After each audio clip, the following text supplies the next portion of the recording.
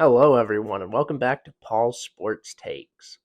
World Athletic Championships are officially over as of about an hour and a half ago, and wow, they were everything I could have hoped they would be and more.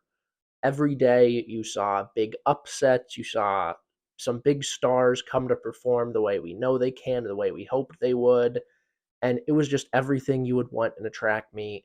And it was so great for the sport, and it was such a great week and a half.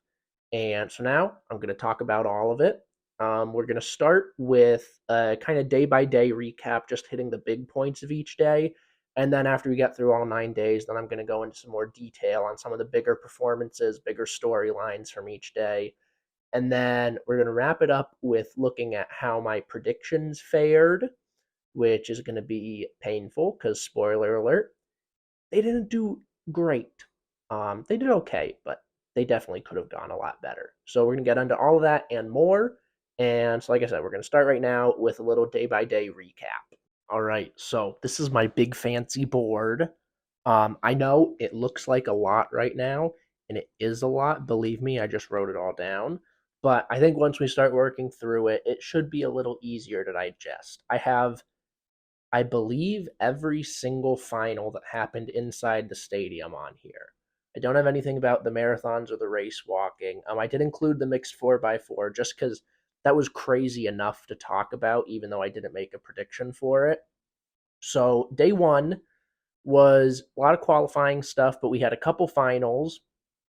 So, first, we had the women's 10,000, and championship 10,000 races are usually not very exciting because they aren't running very fast because they're just running for place, not time. But the last 400, especially in a world class field, is usually pretty good. So we had the women's 10,000, and we had Safan Hassan from the Netherlands, who is doing the triple again this year. She's running the 1,500, the 5,000, and the 10,000, which is it's just so much running. It is painful to think about. And she's doing it all within a week. And then in 6 weeks, she's running a marathon. So she's wild. So she was running in the 10K and she was leading over the last lap. And with about 50 meters to go, she was coming down the home straightaway. She was trying to hold off Gudaf Segay. And she kind of went out into Segay's lane to try and cut her off a little bit. And so people are blaming her, but that's just like a racing tactic that lots of people do. And she ended up, you can't really tell, there's not a good enough angle to see if she gets tripped or not, but most people agree there's some contact there. And Safan Hassan goes down with like 30 meters left and she misses out on a medal. She ends up in 11th. And it was brutal. There's nothing wrong with what Segay did necessarily. She took gold, she deserves it. It was just really unfortunate to see. And then, like 15 minutes later, in the finals of the mixed 4x4, the Netherlands had Femke Bol anchoring. And all the commentators, Otto Bolden and Sonia Richard Ross, and everyone watching it at home, their idea was, okay, they have the lead going into this anchor leg, and Femke Bol is running it. There's no way they lose. And it looked to be that way for about 350 meters. And then over the last 50, Alexis Holmes, who was anchoring the U.S. team, she was starting to reel in Femke Bol, and it looked like she was going to pass her. And then with like 5 meters before the line, Femke Bol goes down. And she dropped the baton, so the Netherlands were DQ'd, and the U.S. ended up winning in a world record time. So in the span of 20 minutes, the Netherlands missed out on at least one medal that would have been gold, one medal that might have been gold. But I don't necessarily think Bol would have held off Alexis Holmes. So they missed out on at least a gold and a silver in the span of 20 minutes because two athletes fell. And it was really hard to watch, but that's track. That's why they run the races, you know. In the men's shot put, Ryan Krauser, the day before the meet started, goes on Instagram and tells everyone, "Hey guys, I have two blood clots in my left leg." And everyone's like, "Oh, okay, so he's probably not going to compete then. This is how he's pulling out." And then he goes, "Nope, I am actually on blood thinners and I'm flying to Hungary and I will compete." And everyone's like, "Okay, so he probably won't do that well then." He comes out in qualifying and he has the slowest throw I've ever seen him do in a competition, and he throws 21:49, which is just barely over the qualifying mark. And everyone was kind of like, okay, I mean, he qualified, but that was really slow. So we don't know if that was intentional or not. We're going to see what he has in the tank for the final. And then on the first throw of the final, he goes 22:60, I believe, and that would have won by 30 centimeters. He ends up on his last throw going 23:51 to take gold in a new championship record, second farthest throw of all time, with two blood clots in his leg. And that's been bothering him for weeks, he said. So I don't know what his training looked like coming into Budapest. But that's just Ryan Krauser. He's just that crazy. And then the last big thing that happened on day one was Ethan Katzberg of Canada. He, in qualifying for the men's hammer, he absolutely made a statement. He threw over 80 meters. I believe he threw 81 in the 81:20s, I think, which is one of the biggest throws in the world this year. It's a new Canadian record. It was a big PB for him by like 4 meters. So it was crazy to see. And on qualifying on day one of the meet, it was really big. And so he absolutely sent a statement to the field. And then he backed it up on day two, because on the second day, we had a wild finish in the men's hammer. Um, we had a Hungarian athlete, Bence Halash, who he threw a national record, I believe. He threw over 80 meters.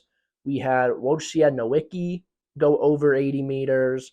I believe he was over 81 as well. Pavel Fidek, the reigning five-time world champion, was over 80 meters. We had four guys over 80. I think it was like seven guys over 77. So it was just a really, really deep comp. And then Ethan Katzberg, the 21-year-old, I believe, from Canada, who he's PB'd by like 10 meters this year now. He comes out and throws 81:25 to take the gold medal in men's hammer. And that would be the first of two gold medals in hammer for Canada this week, but we'll get into that later. Ivana Violetta claimed her first outdoor world title in the women's long jump. It was a really, really good comp. There were a lot of big jumps from all the women in the competition. Tara Davis Woodhall of the U.S. ended up in second and got her first world outdoor medal. But Violetta had two jumps over 7 meters. She had three really big fouls. She was just on it. And nobody was really that close to her. I don't think she ever really felt that threatened. Noah Lyles with a very big surprise. I personally did not think he had shown enough this year that he was going to be a contender for the 100. I honestly would have been surprised to see him make the final coming into this year, or coming into this meet. Just based off what he did at USA's, didn't look super good. But after he ran a semifinal heat in 987, where it just looked really, really easy for him, after the semifinal, heading into the final, I felt a lot better about him medaling, and he did end up taking the gold in a new PB of 983. So we got halfway to the double, a third of the way to his triple if you include the 4x1.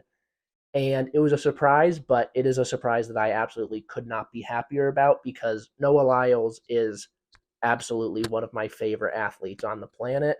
And it is so, so exciting to see him kind of step into this new area of being not just a 200-meter champion, but also a 100-meter world champion. Joshua Cheptegei capped off his three-peat in the men's 10,000. He never really looked in danger. Again, it's the same situation with the women's 10,000, where you just need to stay in the pack, and then the actual race starts with about 800 meters to go when it comes to championship racing. And it was never really in question for him, and he just looked so good throughout. And then in the heptathlon, Anna Hall was dealing with some injuries coming in, she said.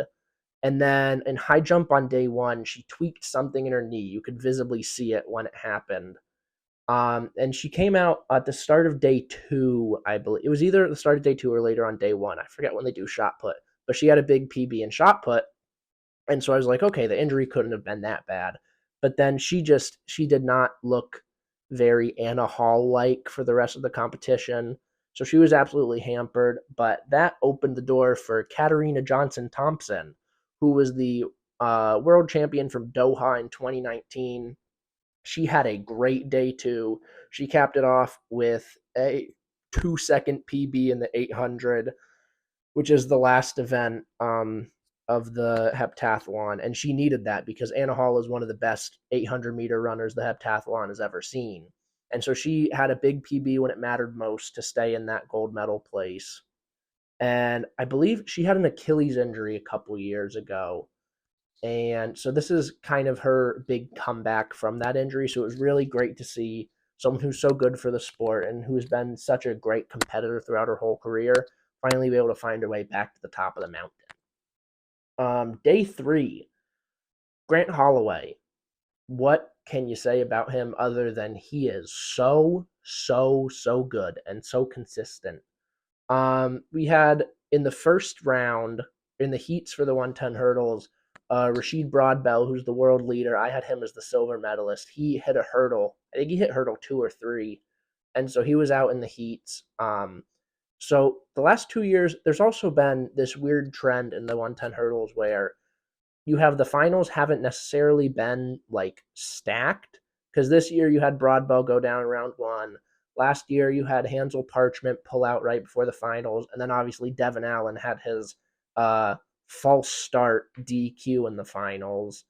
But Grant Holloway, he just come no matter what the situation is, no matter what the pressure level is, he just comes out, runs his race, and he wins because his first 60 he's the world record in the holder in the 60-meter indoor hurdles.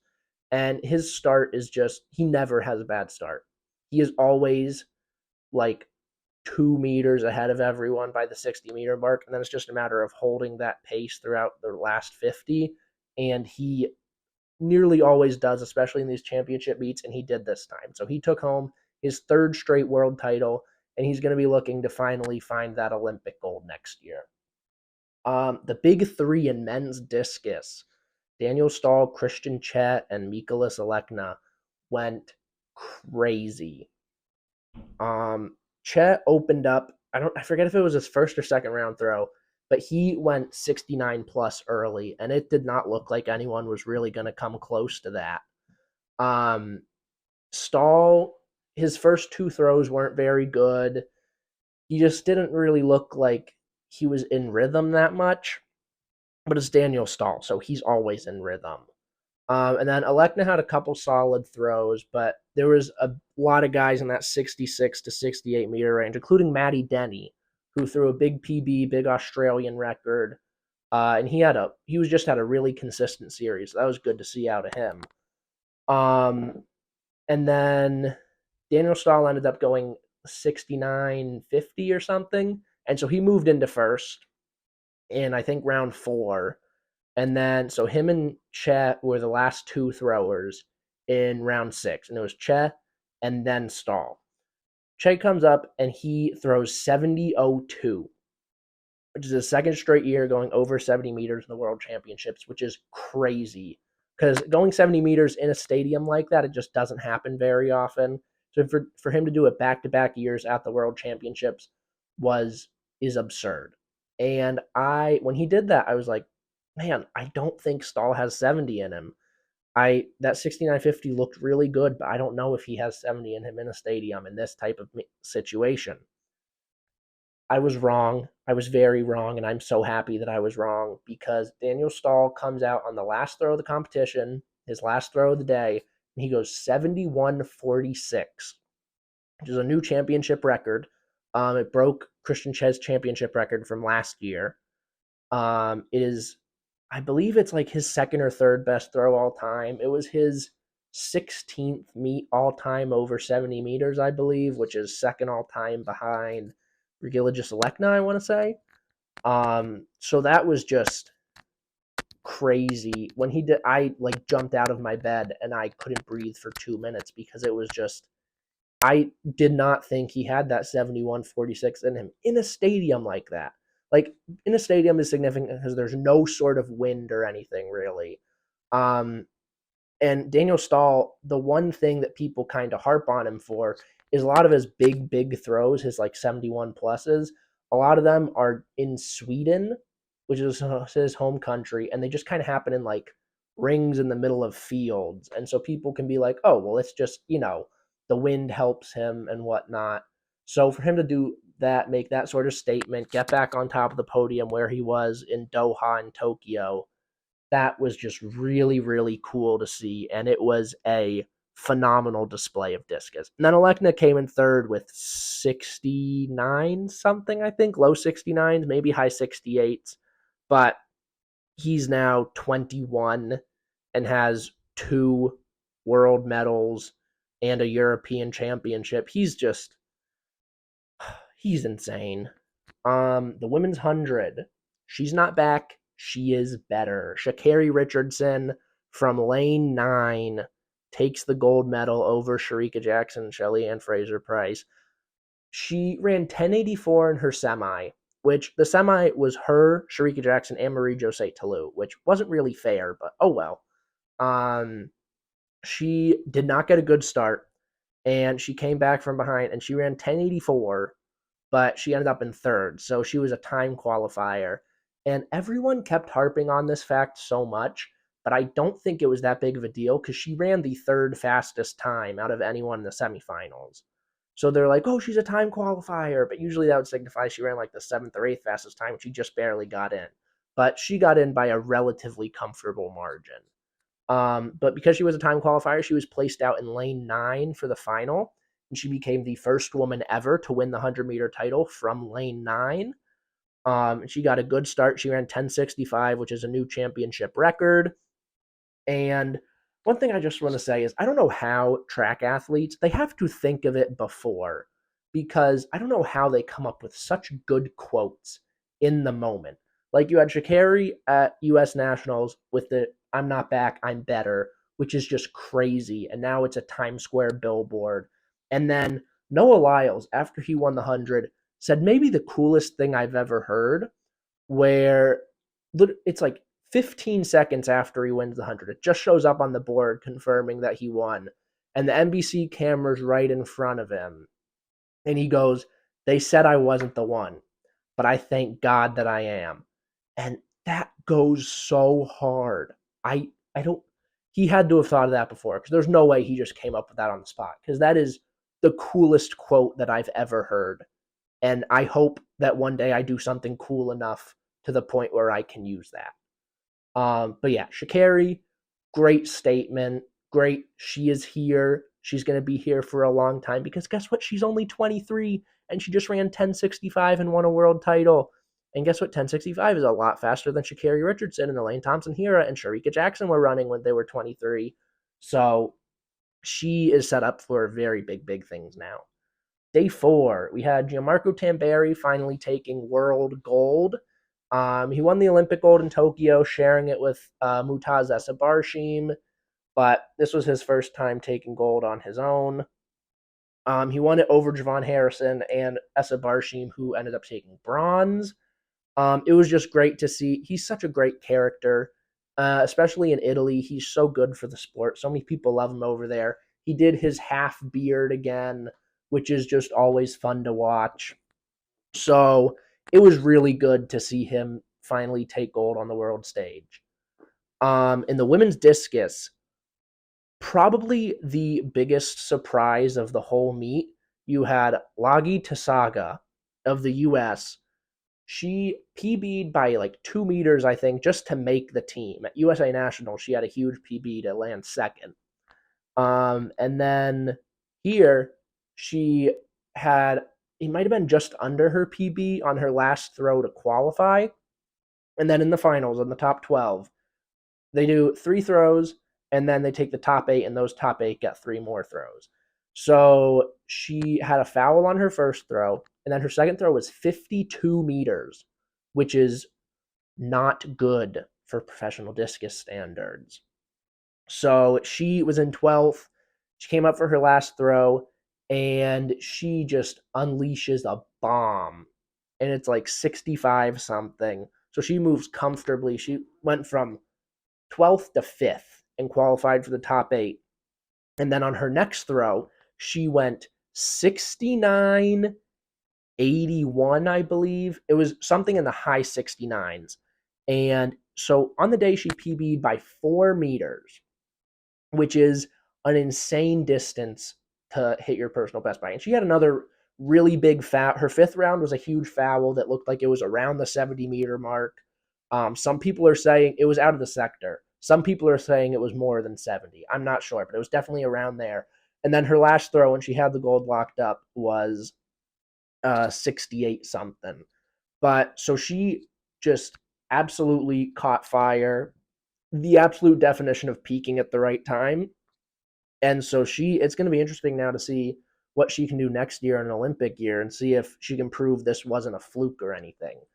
And if you just watch some of her like post meet interviews, the one she did on the USATF podcast on Spotify, which I highly recommend you guys listen to, hosted by Eric Kennard and Wallace Spearman. It is so interesting and so just such a good perspective. And they talk directly to USATF athletes.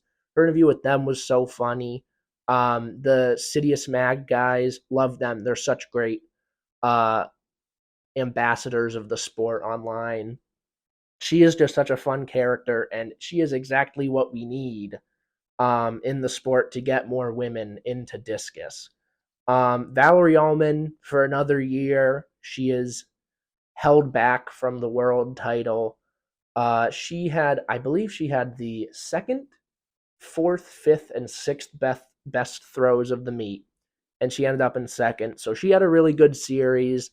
It does kind of suck to see her miss out on gold again, but she is going to be perfectly fine. She is still the best discus thrower in the world. It's just a matter of other people having the meets of their life in world championships, because it happened last year with Fen Bing and it happened this year with Lagi Saga. So it stinks for her, but she has absolutely nothing to hang her head about. Men's 3,000-meter steeplechase. For the third year in a row, Soufiane El Bakali took the win over Lemaitre Girma. This is the definition of championship racing as an entirely different sport than like a Diamond League meet or anything, because El Bakali is just so he seems unbeatable when it comes to championship meets. Girma has he's like 3 seconds faster in the 15. He's 7 seconds faster in a flat 3,000, and he's 4 seconds faster in a 3,000 steeplechase. And yet he simply cannot beat Soufiane El Bakali at a global championship meet. And it is maddening, but also it's just really interesting to watch because it just shows how much running is not just an athletic thing. It's a mental game. It's a racing strategy game. And Soufiane El Bakali has proven time and time again he is the best in the world at the game within the game.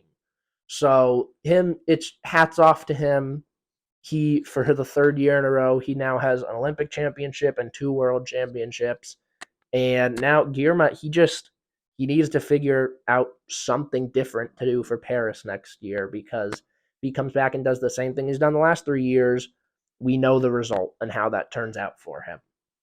Faith Kipyegon is I'm starting to think she's not human. She just absolutely cruised I think her semifinal was like 355 and the final was like 354, maybe high 353s. But it didn't look like she was sweating at all.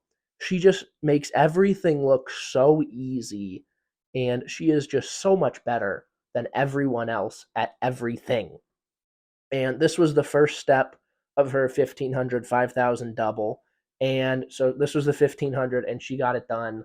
Just so, like, she didn't look like she was trying, but she's just ridiculous. Day 5, oh boy, Jakob Ingebrigtsen. Man, Scotland does it again for the second year in a row. A Scottish runner, and Scotland runs under Great Britain, Northern Ireland, and Scotland at World Championships. For the second year in a row, a Scottish runner runs down Jakob Ingebrigtsen over the final 250 and takes gold in the 1,500.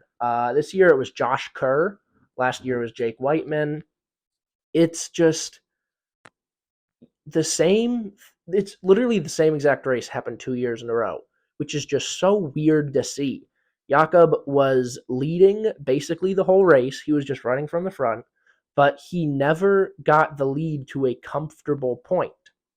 What I said in the predictions was Jakob knows he can run like 2 seconds faster than anyone else in the world right now. He needs to create a gap so that no one can kick on him down the straightaway.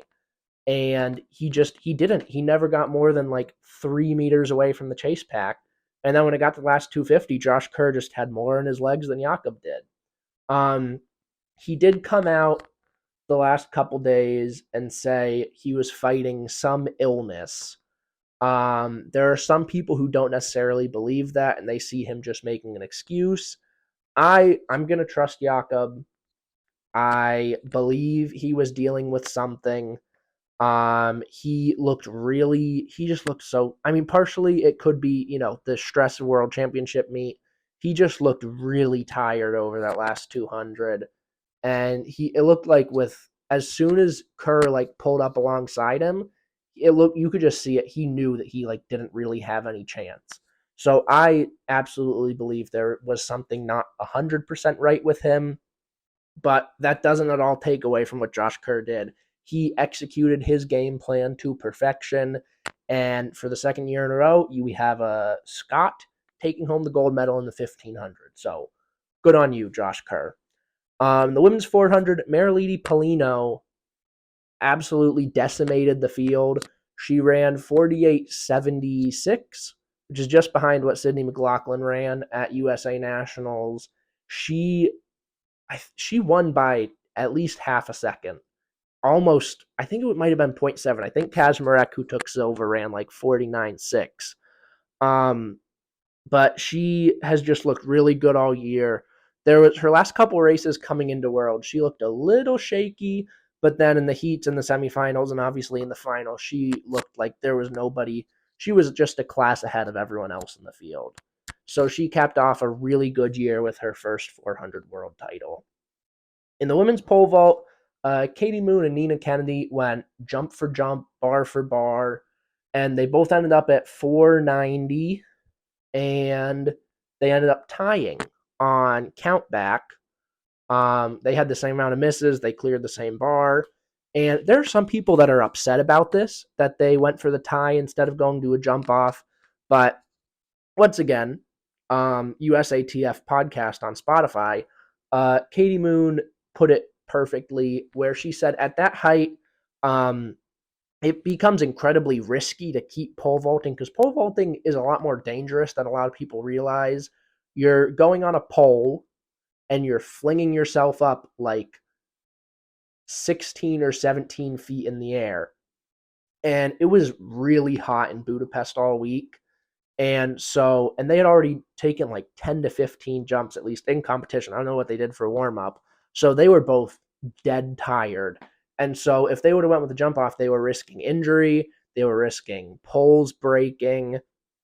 It was just too much of a risk. And they were exact equals. And the people who were like, this is bad for competition and it sucks to see this because they should have gone, taking a tie is weak or something, like it's just a bad take in my opinion. They are perfectly justified to take a tie. I mean, when Essa Barsham and Tamberi took a tie in Tokyo, everyone loved it. So I don't know why there were so many people upset with this. But regardless, Katie Moon with her third straight gold medal, including Tokyo last year and now this year, and Nina Kennedy broke the Australian record her own Australian record by a pretty significant margin, and she takes home her first world title. So that was great to see. And then the 400-meter hurdles was somewhat underwhelming. A lot of people thought they would be running low 46s. Warholm ended up winning with about 46.7 or 8, I believe, which isn't even his best time this year. But he didn't have to because Rai Benjamin did not look good. And Alison Dos Santos really did not look good. Or it's not that they didn't look good because they were still in the top 8 in the world. They didn't look Rai Benjamin like or Alison Dos Santos like. Big shout out to Kyron McMaster of the U.S. Virgin Islands, who I believe one of the Virgin Islands. He's from either the U.S. or the British. I'll check and I'll put a little note there. But he won their first medal, and he got silver over Rai Benjamin. So that was a big surprise. But Karsten Warholm is just he just proved once again, coming off injury, he's fully back now, and he is still just a class ahead of everyone else in the history of the world when it comes to this event. Because now he has three straight world title, or not straight. He has three world titles plus an Olympic title. He is the greatest of all time, and he is only going to keep building onto that resume in the coming years. For day 6, we had the women's 400-meter hurdles, and this one was decided from before the gun started, I think. Femke Bol just looked so smooth. Um, it was kind of the same situation with the men's, where she didn't necessarily go as fast as some people thought she was going to, or as fast as some people wanted her to, but she didn't need to. She won by almost a full second over Shamir Little. But she just looked so smooth, and it was really good to see that, especially coming off of her fall in the mixed 4x4. So seeing her do something like that was just really good to see.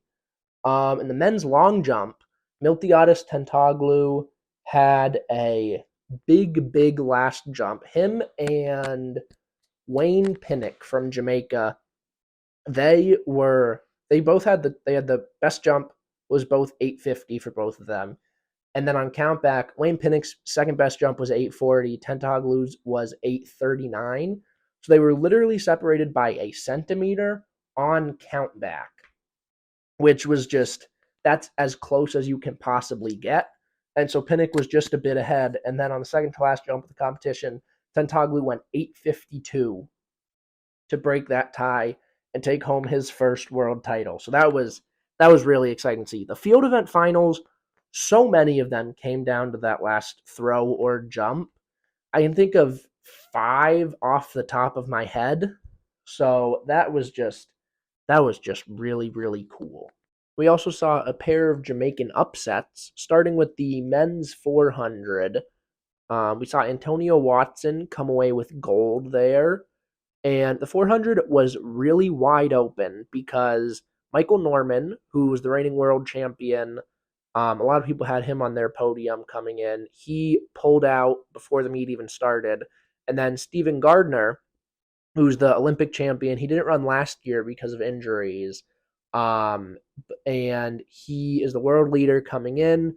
I'd say most people probably had him taking the gold in this event, and he pulled up in the heat. So that was really tragic to see, because he was injured last year. Now he actually ran this year, and he got injured again.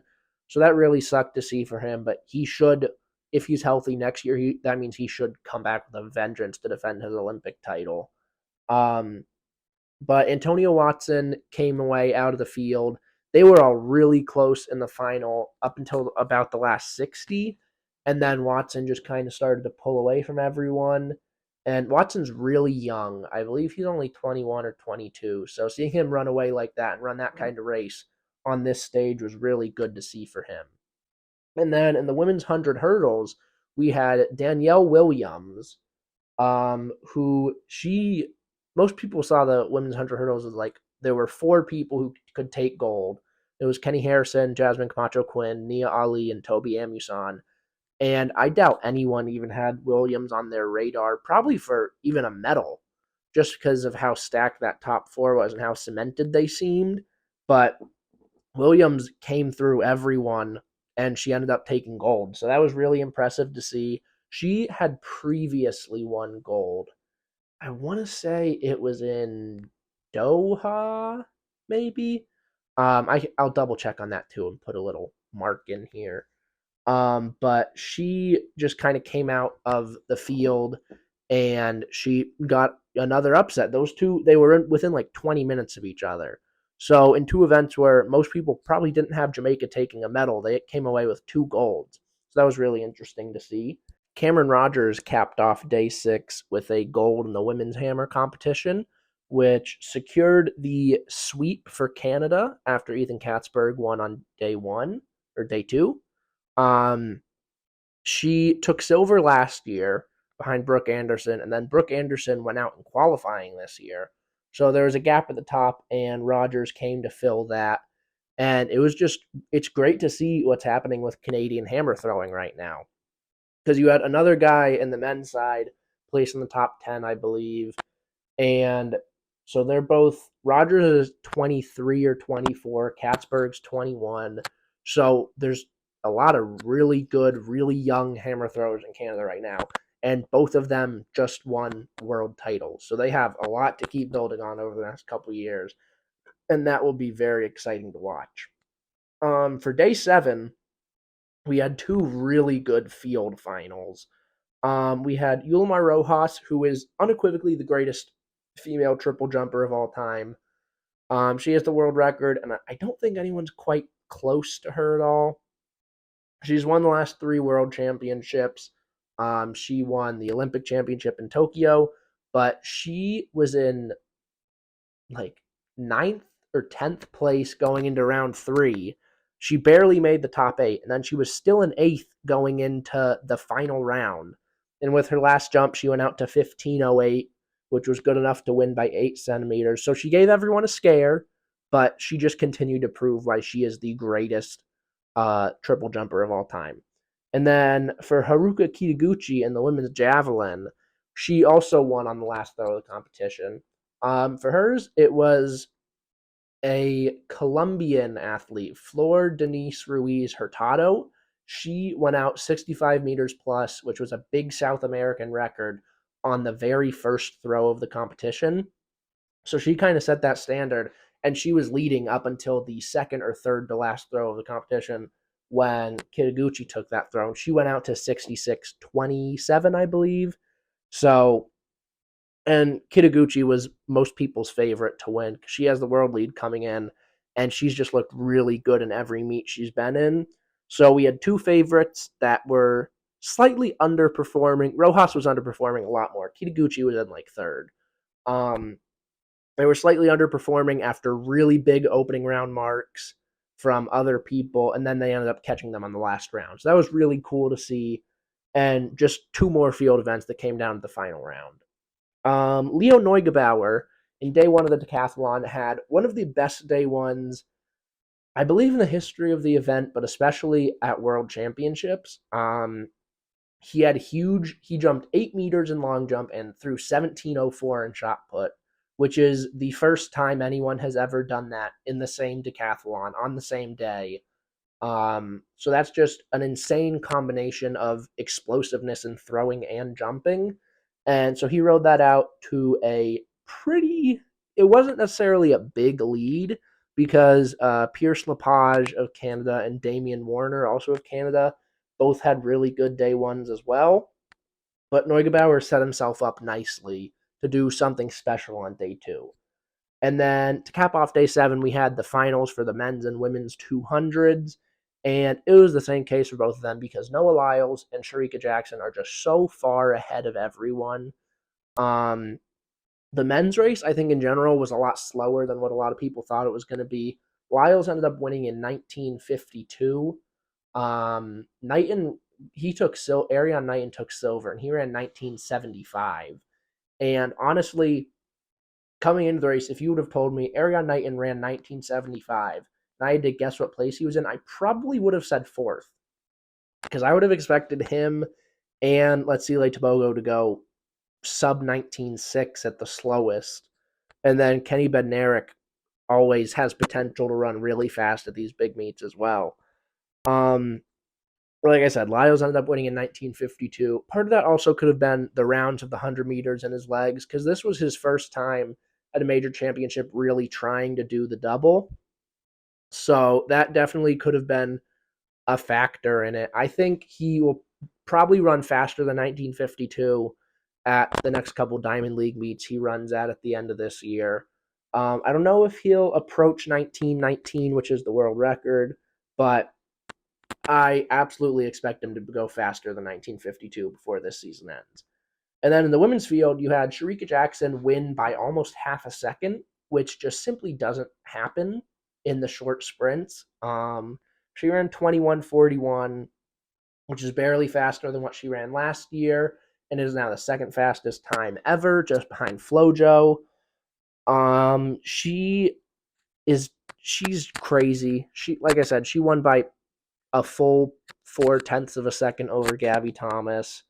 Sha'Carri took bronze in that, so she became the first American woman in a long time, I believe, to medal in both the one and the two. So that just adds more to her coming out party this week.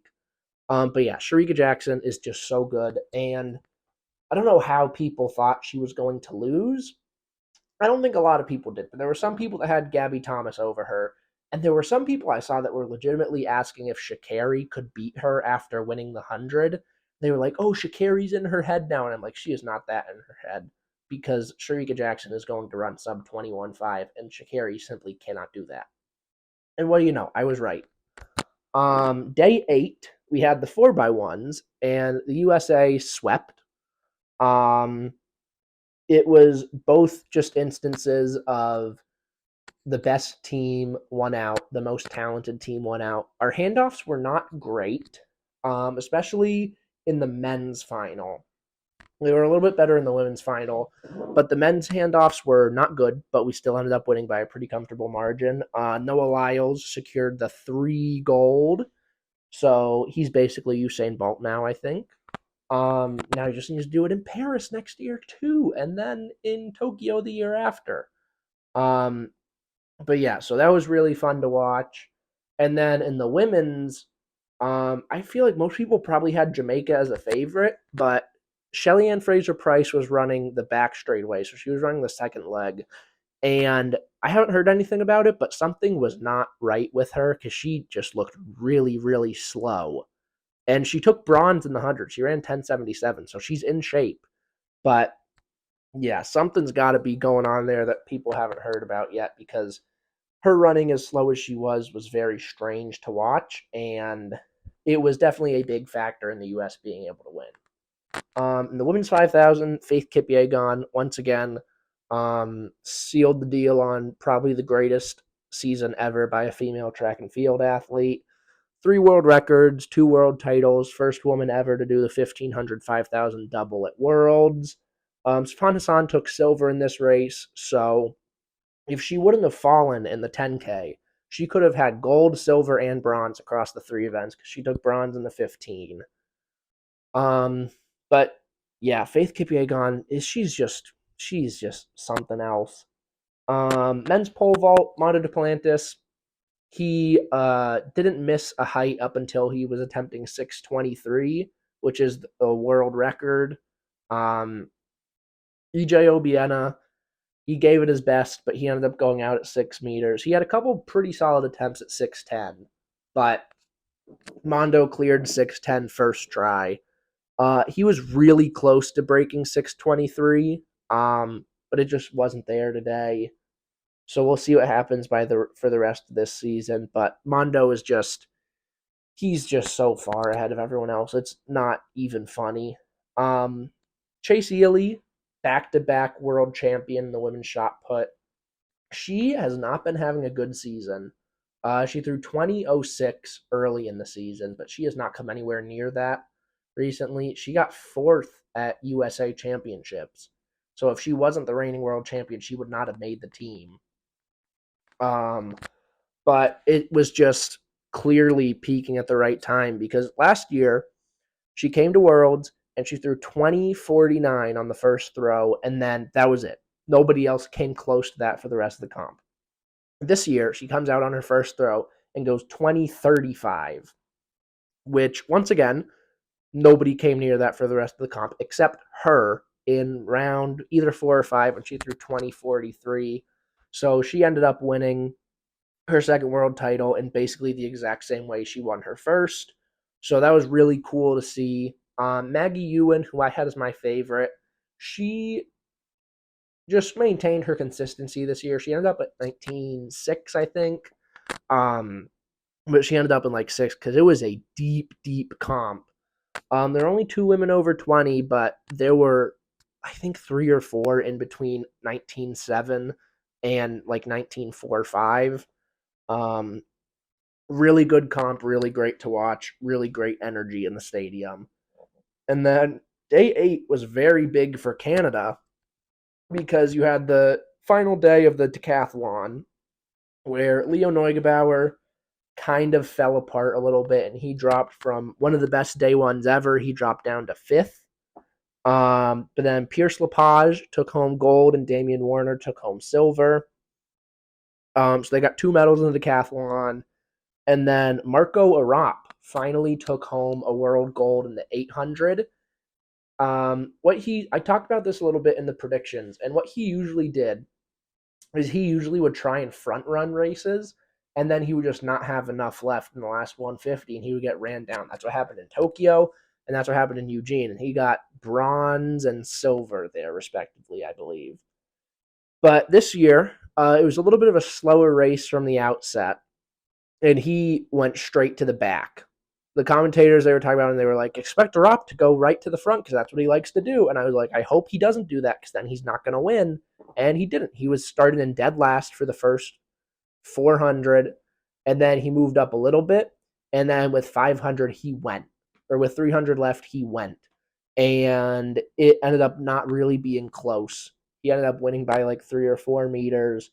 So yeah, it was a really big day for Canada. Sarah Mitten took silver in the women's shot put too. So they got two golds and two silvers in the span of like an hour and a half.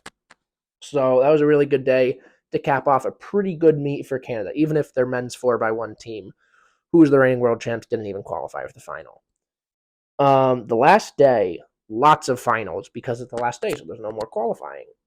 We had 7 finals today. That's when I'm filming this. Men's javelin, Neeraj Chopra, with his, I believe it was his first throw. Or no, it was his second throw because his first throw was a foul. His second throw, he went 88-17, and that was it. He didn't come near that for the rest of the comp. One guy from Pakistan, Ashrad Nadeem, I believe was his name. He threw 87-70, so he got pretty close. But Chopra was in command of the meet the whole time, pretty much. And so after last year, where Anderson Peters kind of upset him, he found his way back to the top of the podium. The women's high jump, Yaroslava Mahuchik is really, really good. And she won her first world title, indoor or outdoor. She's 21, and she's already in the top 10 all time, indoor and outdoor. She has 3 silver medals between Worlds and the Olympics, and now she has a world title on her mantle. She is going to do big, big, big things over the next 10 years, and it is going to be very, very fun to watch. In the women's 800, you had Mary Moraa of Kenya. She handed Athing Mu her first loss as a professional. Athing Mu, she had ran one 800 all year. She ran the 1500 at the U.S. Nationals and qualified for the team actually, and then opted not to run. As close as like the day before the heats for the women's 800, nobody really knew if she was going to run or not. So that was very up in the air for a very long time. She ended up running. She looked good in the heats. She looked good in the semifinal. She almost fell in the semifinal. Someone fell behind her and like clipped her heel or something. And so she like got completely turned around and fell from second to seventh. And then she got back up into seventh for the by the time they crossed the finish line. So I feel like a lot of people still had her as the favorite coming into this race. And she looked like the favorite through the first 550, 600 or so. But then Mary Moraa overtook her with down the back straightaway. And Athing Mu, she just didn't look like she had it in her. Keely Hodgkinson also overcame her, but she had to settle for silver again. So it was Moraa with the gold, and then Hodgkinson silver, Athing Mu bronze.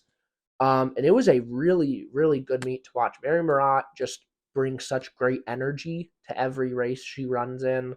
And she like jumped across the finish line and started dancing. So if it didn't go to Athing Mu, who was my favorite, who I wanted to win, I am glad it went to Mary Moraa. In the 5,000, once again, in a repeat of last year, Jakob Ingebrigtsen redeems himself in the 5K from losing to a Scotsman in the 15.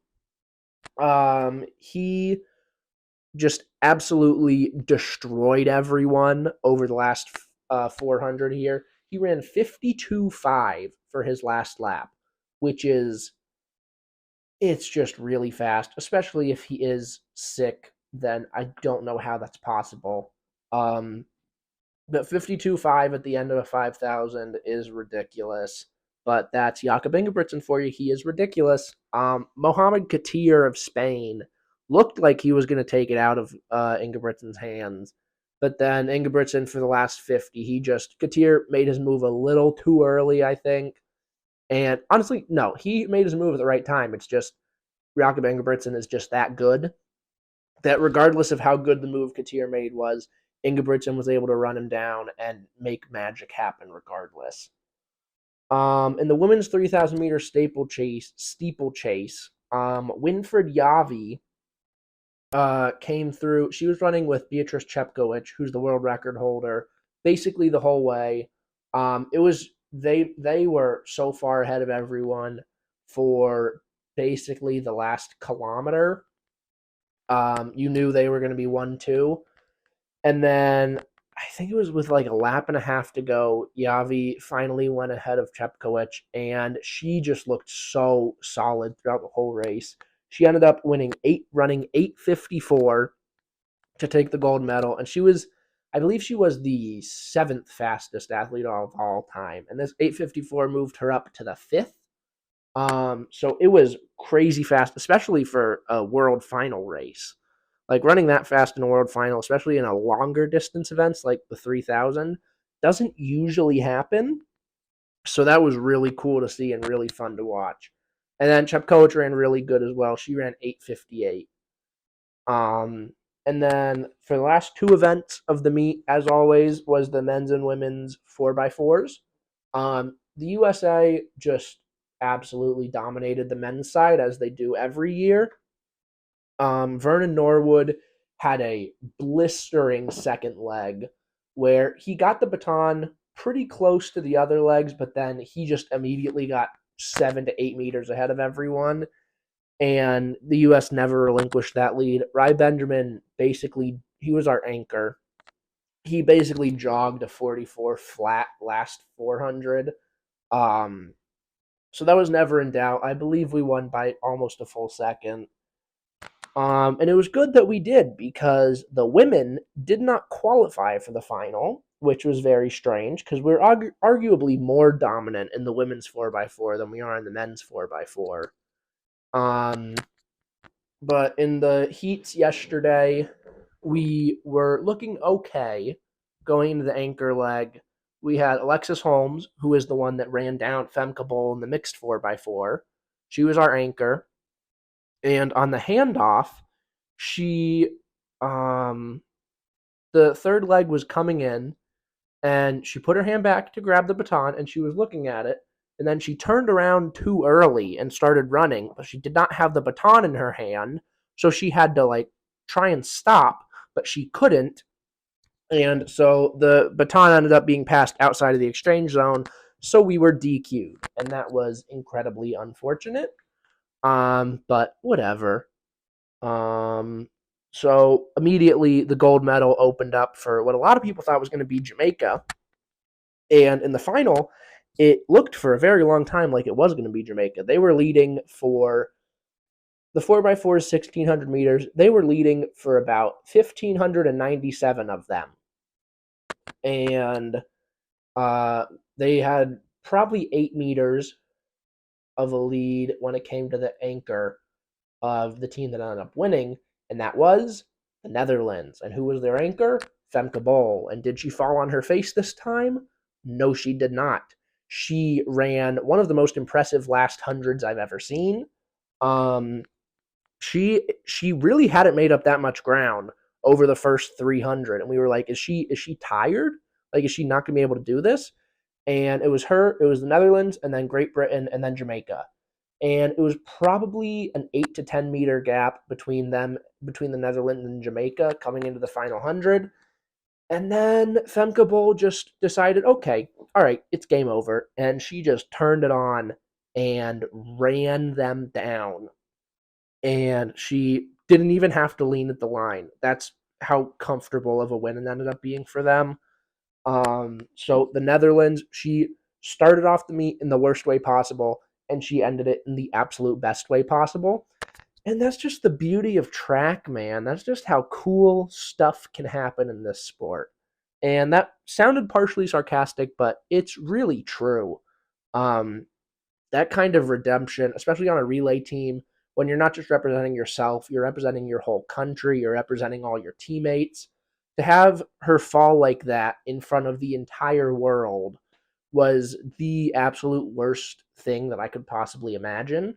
And then coming back and leaving everyone's lasting memory of the meet as this, running down two teams over the last 100 in one of the most impressive displays of 400-meter running I've ever seen, is just, it is truly, truly awesome. All right.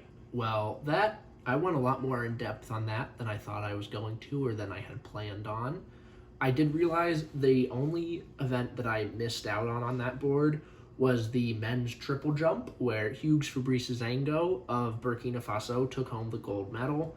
Jaden Hibbert, who was a lot of people's favorite going into that event, he felt something on his first jump in the final. And so he ran through the pit on that one, took a foul, and then didn't jump again. So that was really unfortunate to see. But Zango, it was a stiff competition. There were a lot of guys in the mid-17s. And then on his fifth round, he went from, I think, third into first with 17.64, and that ended up winning him the gold. When it comes to my predictions, I made up a scoring system where I can get 2 points if I have someone on the podium in the right position, and then 1 point if they were on the podium in the wrong position. So for each event, there's a total of 6 points available. And so 6 times the 42 events that I made predictions for gives me a total of 252. And so I got 125 out of 252 possible points, just under 50%. So it's a good thing this is not for school, because I would be failing miserably. I went 52.4% on the golds, which I'm relatively happy with. These numbers down here, there were 5 events where I got all 6 possible points. That was the men's discus, the women's 100, men's and women's 200, and then the men's pole vault. For the men's pole vault, it was an interesting situation because there was a tie for bronze between Curtis Marshall, who I had taken the bronze, and then Chris Nielsen. And I gave myself the full 2 points for that because there's no way I could have predicted a bronze or a tie. There were 9 events where I got 4 points. It's impossible to get 5, so I left that one off there. I had 11 events where I got 3 points, 9 where I got 2, 6 where I got 1, and then the bane of my existence was the men's 400. I got 0 points there because 2 of the people I had on the podium, originally I had Stephen Gardner, Michael Norman, Wade Van Niekerk. Michael Norman pulled out a day or 2 before the meet started. So I went on my Instagram story. Follow the Instagram at Paul Sports Takes if you aren't already. And I changed my official prediction to Stephen Gardner, Wade Van Niekerk, Bryce Deadman, because Deadman ran really well at USA Nationals, and so I felt pretty confident about him being able to carry that over. And then 2 of my finalists went down in the heats. Stephen Gardner and Bryce Deadman both got hurt. So that was unfortunate. And then Wade Van Niekerk got 8th in the final. And I did not have any of Matthew Hudson-Smith, Antonio Watson, or Quincy Hall on my podium, but congratulations to them for those big surprises, I'd say. And that kind of brings me over to this side of the board, where these lists here, what do they all have in common? They are all people I had predicted on the podium for either one event or multiple events, that something unnatural happened that affected their ability to either make it onto the podium or make it on the podium in the position that I predicted. So we started off with Safan Hassan in the 10K, where she had that big fall that dropped her from gold down to 11th.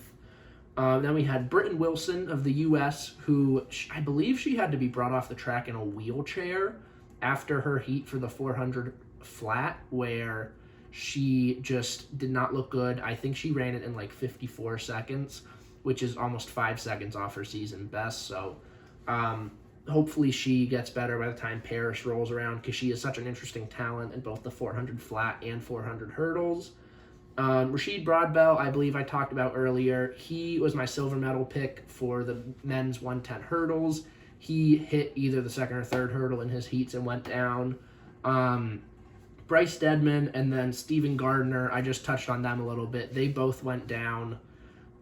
They both hurt themselves in the heats of the men's 400. Jaden Hibbert, I also touched on a little bit. He had to run through one of his first jump in men's triple jump, and he didn't get a mark in the final. And then Anna Hall, who I talked about it a little bit, where she had that knee injury, and she also said she had a bunch of stuff coming in, but I'm not going to count that. But I will say that I had her as the gold medal pick, and she ended up in silver. So that knee injury potentially was my fault because I am a curse, apparently. Jakob Ingebrigtsen in the 15, I talked about his sickness a little bit too. Joshua Cheptegei, I had him as the bronze medalist for the 5K, and he ended up pulling out a couple days before the heat started for that. Marquise Dendy, I had as the bronze medalist for men's long jump. He took one or two jumps in the final and then pulled out. I believe he was in like 9th or 10th, so he probably wouldn't have made top 8 anyway, but it's worth putting up here. I had Kevin Meyer taking home silver in the decathlon. He ended up pulling out after 2 events. So I just hope he can get well rested and be back in shape by the time the Olympics roll around next year, because they're going to be in France and he is French. So that'll be a big moment for him. So I hope he'll be fully healthy and ready to go by the time that comes around. Letesenbet Gide, I had her medaling in the women's 5K. She took silver in the 10K, and she was originally slated to run the 5K, and then I saw she pulled out, and I saw something that said she was going to run the marathon, and then I don't believe she ended up running the marathon. So I assume, and she did not run the 5K. So I assume there had to be some sort of injury issue there. And then lastly, Shelly Ann Fraser-Price in the Jamaican women's 4x1. I originally had them taking gold over the U.S., and like I touched on a little bit, she just did not look right down the back straightaway. So if she was healthy, there's a very good chance that that the Jamaicans would have won out over the U.S. because it came down to that anchor leg, and Sha'Carri already had like 8 meters on Sharika, so it wasn't that much, but it was a significant enough distance where Sharika had no chance to make it up. So if it would have been closer, because the U.S. handoff on that into that second leg where Shelly was running was horrible. So Shelly had like a 15-meter lead on us, and then TT Terry was able to bring all that back because Shelly was just moving so slowly. So that was another potential injury. Like I said, I haven't heard anything on that, but I don't see any way she wasn't injured somehow. So that was definitely something that could have affected the podium standing had she been healthy. And all these people, obviously their health is much more important than my podium predictions. I was just pointing this out because it's an interesting trend that I noticed, but I hope all the people that hurt are completely better by the time Paris rolls around next year, because these people's bodies are their livelihood. So the people getting hurt is just it. You just never want to see it. So I truly and sincerely hope all of these people will be ready to go for Paris if they do in fact compete next year. All right, so that does it for my coverage of the 2023 World Athletics Championships. This has been such a great week and a half. I love watching track so much. It's such a great community. It's so exciting. There's not a dull event, especially this week and a half. There was not a dull event. Every final had something worth watching in it. And it was really great having this platform now that I can more in-depth talk about things and really express what I know and what I think. If you guys aren't already, please follow the Instagram at Paul's Sports Takes. I was doing kind of like constant posts on my story there, and then I was doing little video recaps after every day, which you guys don't need to watch now because theoretically, if you're seeing this, you just watched an hour-long recap. But I'm definitely going to be using that a lot once the NFL season starts, and I'll be doing some Patriots stuff. My next video I have planned on here is going to be my Patriots season predictions. I was working on that a couple days ago, and I've been working on that this weekend, so I'm excited to get that out for you guys. This is probably going to be the last track and field video I do for a couple months, unless if something crazy happens at one of the last Diamond League meets. But like I said, it's been so much fun covering this event for you guys. And I feel a lot more comfortable and much better now about what I'm doing here and what I want to do with this. So, yeah. Please like and subscribe if you haven't already. Like I said, my next video is going to be Patriots season preview. Then I've got some other stuff cooking up after that. But that is all for me. So I will see you guys next time.